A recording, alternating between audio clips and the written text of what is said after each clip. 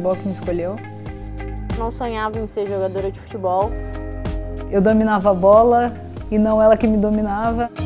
Tem momento que eu não acredito ainda, que eu vivo isso. Na escola, comecei com 12 anos mais ou menos, foi o primeiro time que o colégio fez. Comecei a disputar a associação. Disputei a associação, o SPY, que é um time de Itanhaém, futsal, me viu.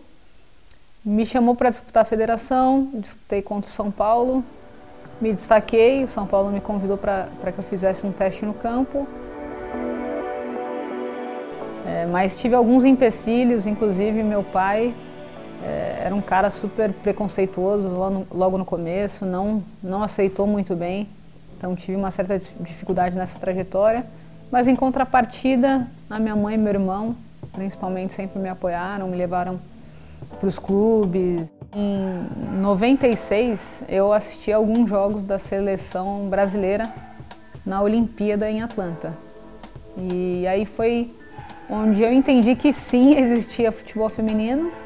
E aí coloquei uma meta, eu tinha 12 anos, coloquei uma meta na minha cabeça que eu ia para a seleção, achava que ia de goleira. Porque eu jogava gol a gol com meu primo, achava que eu era boa, mas eu não era nada disso. Era ruim pra caramba no gol. Mas eu coloquei na minha cabeça que um dia eu ia estar ali. E aí, 4 anos depois, eu estava representando o meu país numa Olimpíada. Atrás da casa da minha avó tinha um campo de futebol. E por influência dos meus primos, de você estar perto, né? Óbvio que sua principal brincadeira vai ser algo que você tem mais proximidade. E aí, todo dia que eu chegava da escola, meus primos me chamavam e aí ia jogar bola. Mas, assim, nada demais, não sonhava com isso. Nem conhecia muito sobre futebol feminino. E aí jogava todo dia, tudo mais, e aí eu 7 anos de idade eu vim pra 7 anos? Não, com 10 anos eu vim pra São Paulo e pra morar com os meus pais. E aí o meu tio, né, falou pro meu pai: a Ari joga futebol, se você, sei lá, quiser levar ela em algum lugar, que aí é mais fácil, tudo mais do que aqui, acho que é uma boa chance. No começo meu pai não levou nem um pouco a sério, assim, ele é bem sincero falando isso, ele meio que deixou de lado. E aí um dia à tarde eu fui para uma quadra que tinha perto de casa jogar futebol. Ele passou na quadra voltando do trabalho, eu na verdade nem vi ele. Pouco tempo eu volto para casa, ele tá lá em casa e ele fala: ah, eu passei lá na quadra e eu te vi jogando. E vou te levar numa escolinha do Meninos da Vila, que tinha ali perto ali. De casa, e eu falei: sério, que legal, não sei o que. Ele falou: não, vou te levar lá. E aí eu fui para essa escolinha, cheguei lá para treinar com as meninas, só que só tinham 3 meninas para treinar e era muito complicado. Eu nunca ia conseguir fazer um exercício maior, um coletivo ou algo parecido com isso. E aí meu pai, meio louco da cabeça, foi lá e falou assim: ah, treina com os meninos então. Eu falei: ah, então tá bom, se você concordar. Ele foi, conversou com o pessoal lá da escolinha, eles concordaram. E aí eu comecei a treinar com os meninos. Quando eu comecei não tinha nenhuma menina jogando, tinha só a Aline jogando. Então acho que essa já é um grande ponto assim diferente. Então hoje eu vejo dirigindo meninas com bola de futebol na mão, com mochila, com caneleira. Naquela época, se eu visse grupo de meninas na rua, elas com certeza estavam com uma roupa de vôlei, com uma joelheira.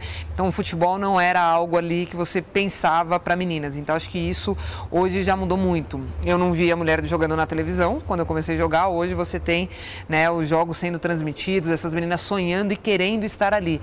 Então acho que já é uma evolução muito grande aí, se pensar que foram mais ou menos mais de 30 anos quando eu comecei ali com 6 anos a jogar na rua. Passei por vários outros clubes aqui no Brasil, como Palmeiras, Corinthians, Internacional de Porto Alegre, agora terminei a carreira no próprio Santos. E aí países de fora, joguei na Áustria, no Neulengbach, joguei na França, no Lyon e PSG, joguei nos Estados Unidos no Sky Blue FC e no NC Courage. Na Noruega joguei no Avaldsnes. Foram esses times que eu joguei fora do país. De forma bem resumida, essa foi a minha trajetória no futebol, por enquanto.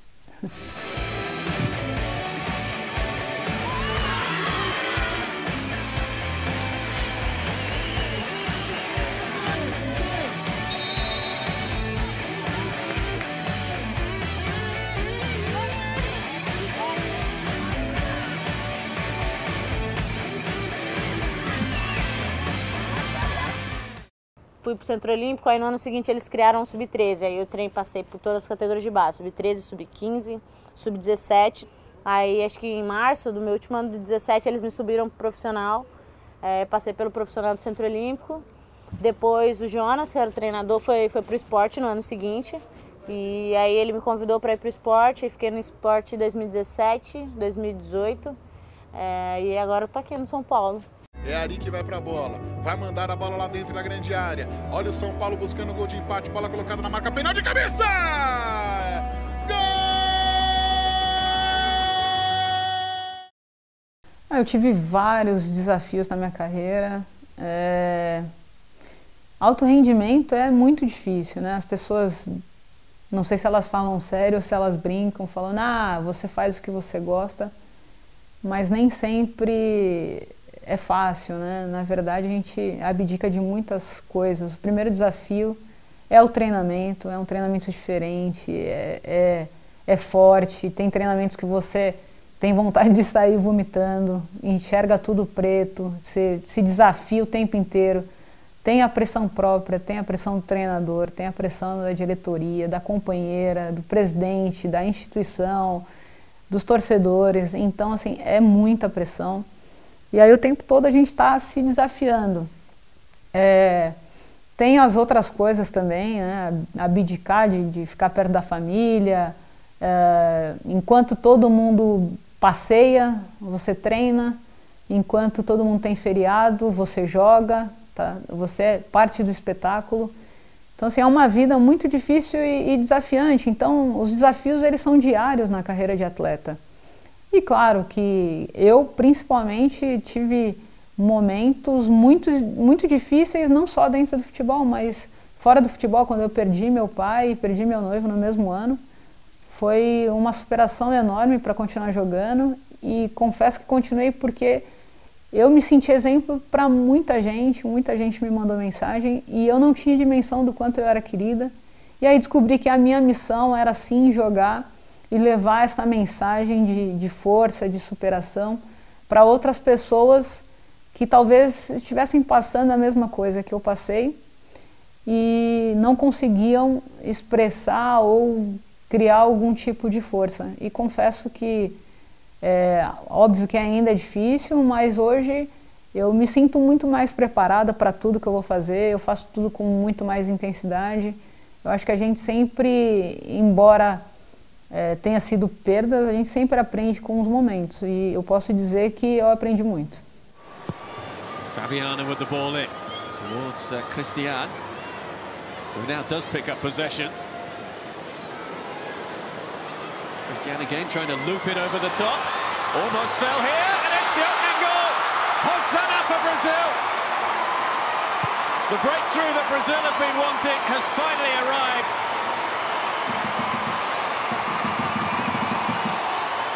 Nothing much that Barbieri could do about that.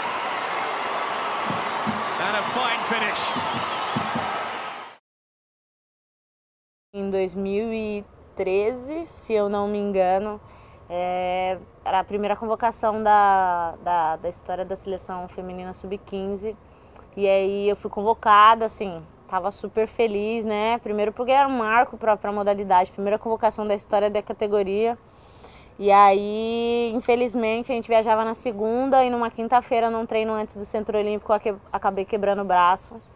E, assim, foi um momento bem triste pra mim, porque, assim, eu era bem mais nova.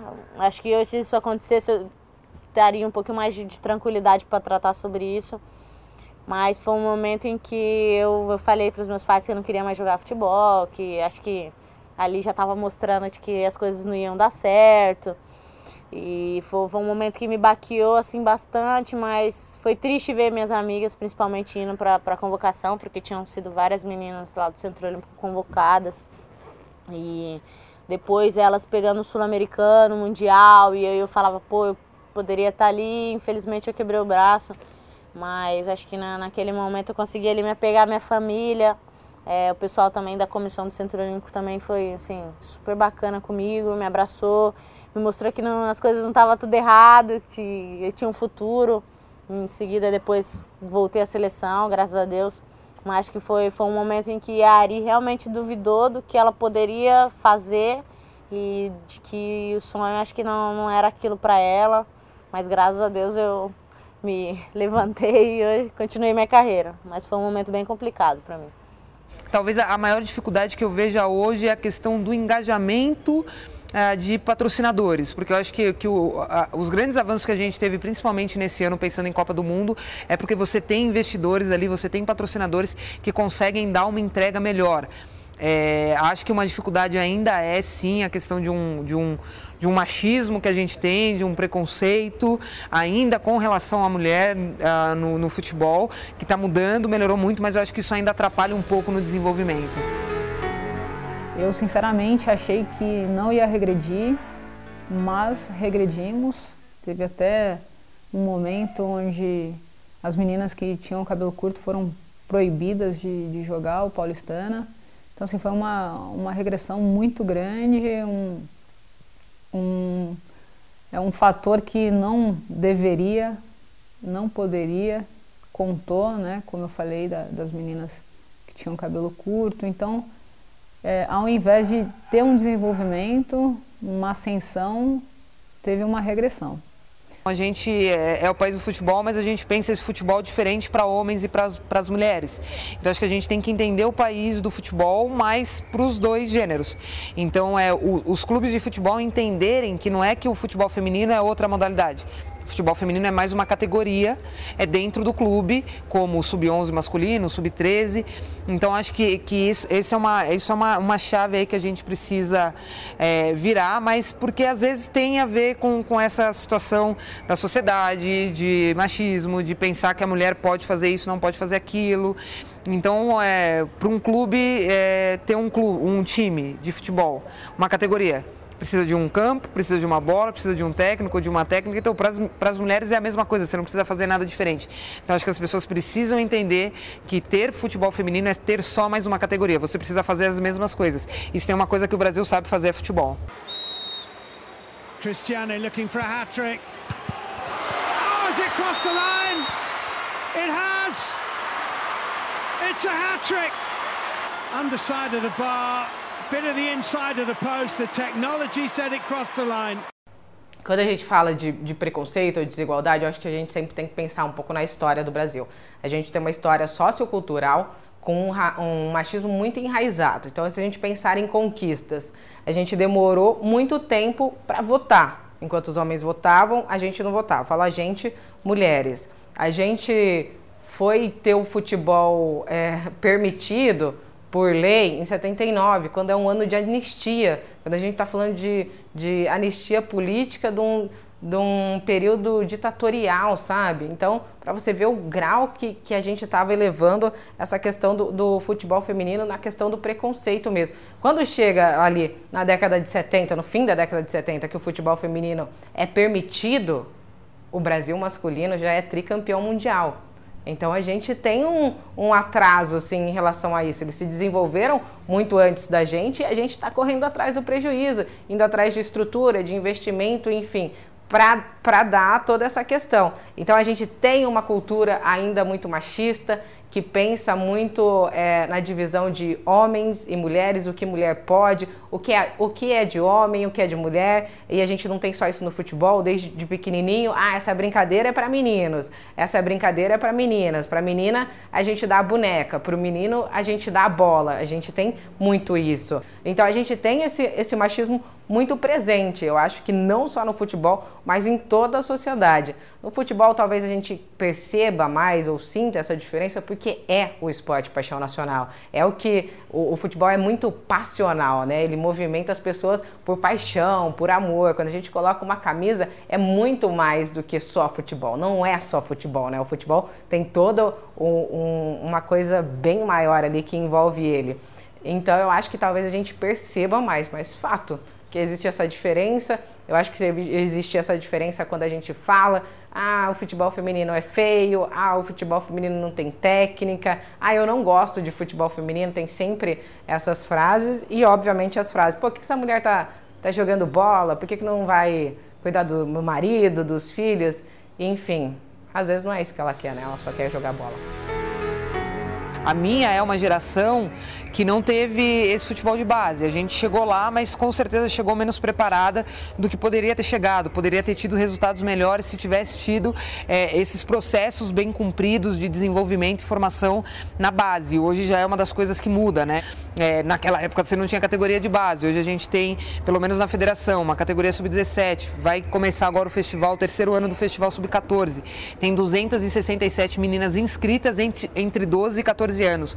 O quanto isso não vai fazer diferença daqui a 10 anos. O quanto essa menina não vai, tendo começado a jogar com 12, ela vai chegar melhor quando eu tiver 22, né? Fala que para você ser muito bom em alguma coisa, você precisa ter no mínimo 10 anos de prática. E antes a gente começava com 16, então até a gente atingir o auge era com 26. Então essas meninas hoje estão num outro processo, isso é muito bom e importante. Eu acho que o futebol feminino ele passa por várias dificuldades, mas eu acho que a gente tem que falar muito de estrutura. Então a gente pode cobrar um veículo de comunicação transmitir, a gente pode cobrar de um time ter a obrigatoriedade de ter o futebol feminino e isso ser feito muito superficialmente.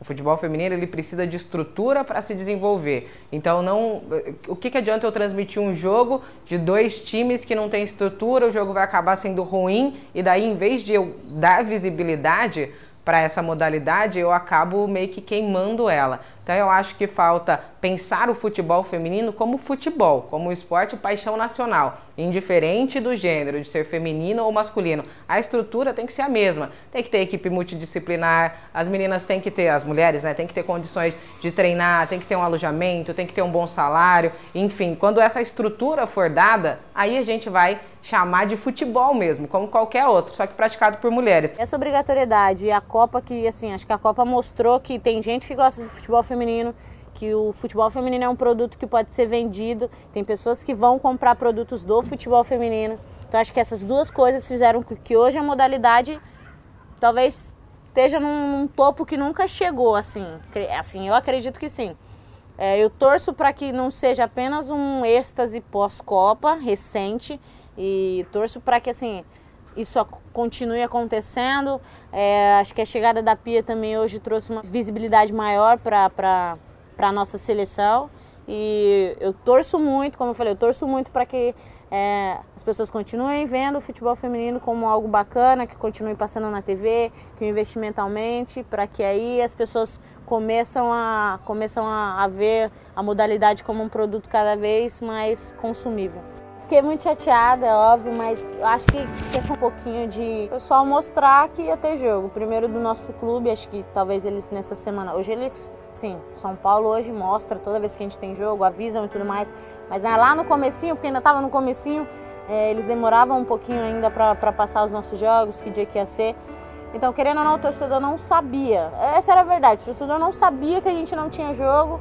E é difícil você cobrar eles também, e foi algo que me irritou, infelizmente, mas assim, foi bem bacana porque a gente fala, pô, Ari, depois que você fez aquele gol, velho, todo mundo falou, todo mundo sabia quem era o time feminino do São Paulo. Aí já sai jogando errado o time do Palmeiras, o chute do meio da rua!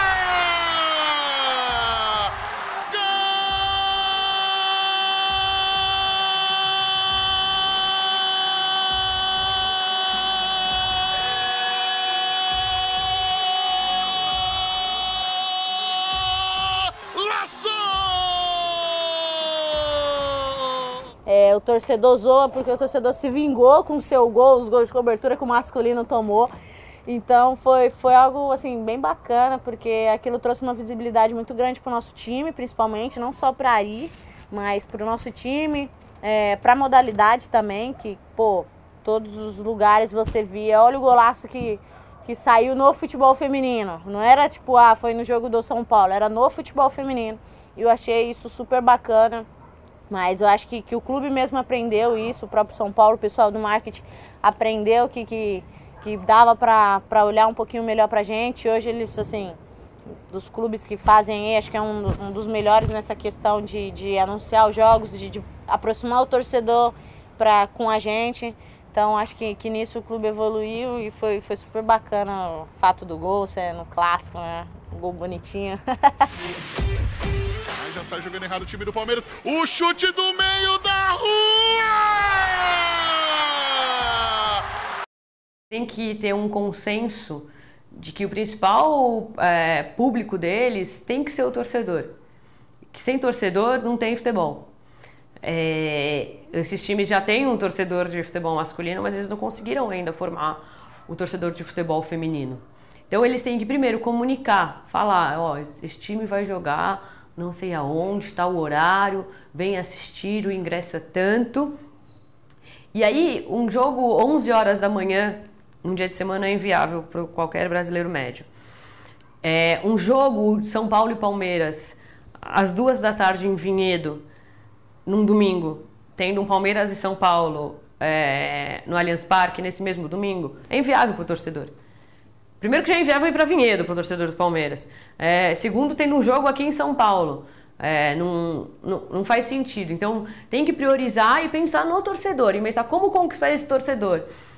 Nem que seja pensar nele como um consumidor, que de fato ele é, mas conseguir com que, gente, vamos pensar aqui, a gente não tá, fomos obrigados? Fomos, mas vamos tentar fazer uma coisa legal, vamos tentar fazer da sua obrigação que ela faça valer, que vai ter retorno. Se a gente tiver um time forte, se a gente amar a nossa torcida, todo mundo vai ganhar mais dinheiro, todo mundo vai ganhar mais visibilidade, todo mundo vai ganhar mais torcedor ainda.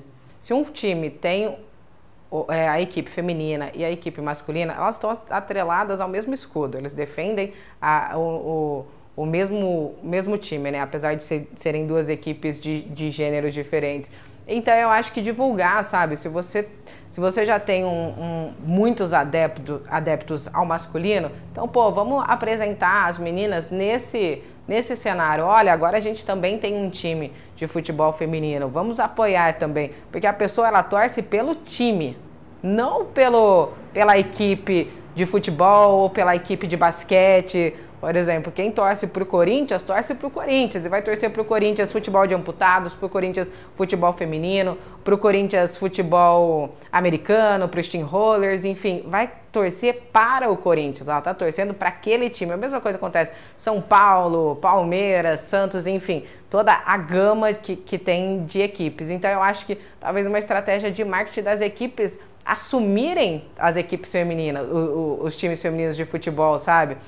Colocar o escudo e falar, pô, elas são nossas, elas nos representam também. Então, vamos apresentar elas. Eu acho que, às vezes, se você não leva as meninas, mas, pô, por que não anunciar junto? Você tá num jogo de futebol, por que não falar que vai ter na mesma semana uma disputa do feminino em tal lugar? Por que na hora que você entrega o ingresso não tá impresso ali um convite, que muitas vezes os jogos do futebol feminino são gratuitos? Olha, se você quiser assistir, entre em tal site, retire isso. Enfim, eu acho que assumir de fato que você tem uma equipe feminina e falar, olha, ela nos representa tanto quanto qualquer outra equipe, e ajudar muito aí nos torcedores conhecerem, os que ainda não sabem que tem o time feminino conhecerem, mas tem muita torcida que eu acho que já está abraçando aí as equipes femininas.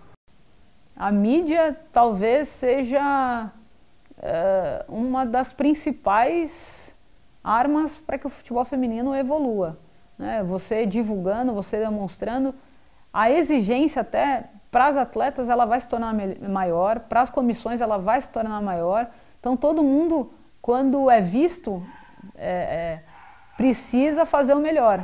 Então todo esse desenvolvimento também passa pela imprensa, e eu costumo falar, né, a imprensa pode te colocar no céu ou no inferno em um dia. Então é importante que a imprensa também saiba valorizar quem de fato tem feito pelo futebol feminino. A imprensa já elegeu o presidente, já derrubou o presidente, já colocou temas em discussão, já ajudou muito a combater alguns preconceitos, sabe? Eu acho que ela tem um poder surreal. Hoje é raro você falar com uma pessoa que não escuta um rádio, que não assiste uma TV, ou que pelo menos não lê algo na internet. Mesmo o jornal, o impresso, que está ali, as pessoas leem, entendeu?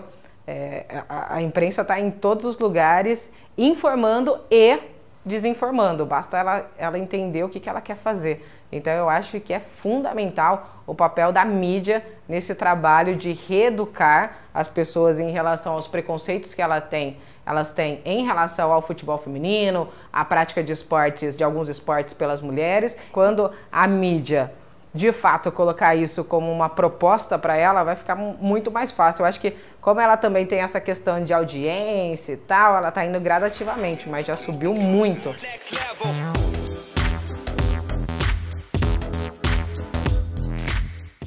Quem é a Ari? A Ari é uma menina de 19 anos que adora brincar, vive a vida, graças a Deus, com toda a alegria do mundo e que curte todo momento que ela vive na vida dela. E é isso, a Ari é uma menina feliz com tudo que passa na vida. Pergunta difícil, hein? Mas vou tentar resumir em poucas palavras. Acho que a Rosana Augusto é uma sonhadora, até porque eu penso que o sonho é o oxigênio do ser humano e tudo começa por um sonho. Então eu sempre sonhei, e dentro disso tracei minhas metas, fui atrás, abdiquei de muitas coisas. Então eu definiria a Rosana Augusto como uma sonhadora, mas que concretiza esses sonhos de acordo com as possibilidades. E uma pessoa muito tranquila, que gosta de ajudar muito, disponível para todos os momentos. Eu acho que dentro de campo eu assumo um papel importante de liderança, me cobro demais e eu acho que uma pessoa agregadora. Eita, quem é a Aline Pellegrino? Nem eu sei mais, acho que foram... a gente vai mudando, a gente vai crescendo, todo dia a gente vai aprendendo. Eu estou num momento, assim, nesses últimos 4 anos, de aprender muito, de olhar muito para frente, mas eu acho que é uma sonhadora, uma sonhadora. Eu diria que, assim, você vai começar agora, você vai enfrentar um monte de coisa, vai enfrentar preconceito, dificuldade, porque não é fácil começar no futebol feminino, ainda mais você sendo bem nova, é difícil achar clube. Mas se você acredita que você tem capacidade para isso, se você acredita que esse é realmente o teu sonho, corre atrás e se apega nas pessoas que te apoiam, que estão ali do teu lado. Eu com 6 anos não tinha perspectiva nenhuma de ser uma atleta de futebol, chegar numa seleção brasileira, jogar a Copa do Mundo, Olimpíada, e todo mundo falou para mim que não era para eu fazer, que não ia dar certo, e hoje eu tô aqui como diretora da Federação Paulista de Futebol, tendo sido técnica, supervisora, atleta por 16 anos, jogado Copa do Mundo, Olimpíada, e o futebol transformou minha vida. Então, assim, para essas meninas que estão começando, que sonham, acreditem, porque o sucesso não é necessariamente chegar numa seleção brasileira, o caminho às vezes vai te dar outras coisas, como também me deu uma bolsa de estudos, que a minha profissão, que era o que eu queria fazer, que era o que eu queria ser desde pequena, que era ser professora de educação física. Então acho que o futebol, sonhar o futebol, ele vai, se você se dedicar, tiver disciplina, ele vai te agregar coisas boas, eu tenho certeza disso. E ter o plano B e o C e o D e o E também, porque às vezes é difícil, é um funil, para as mulheres ainda um pouco menos, mas não é todo mundo que vai chegar lá, mas às vezes o chegar lá numa seleção não é o que vai te trazer sucesso, não é o que vai fazer você feliz. Traçar metas, não desistir no primeiro empecilho que tiver, e uma coisa muito importante, não deixe que alguém imponha limite, só você pode impor o próprio limite. E aí quando a gente sonha e a gente traça metas, a gente não tem limite.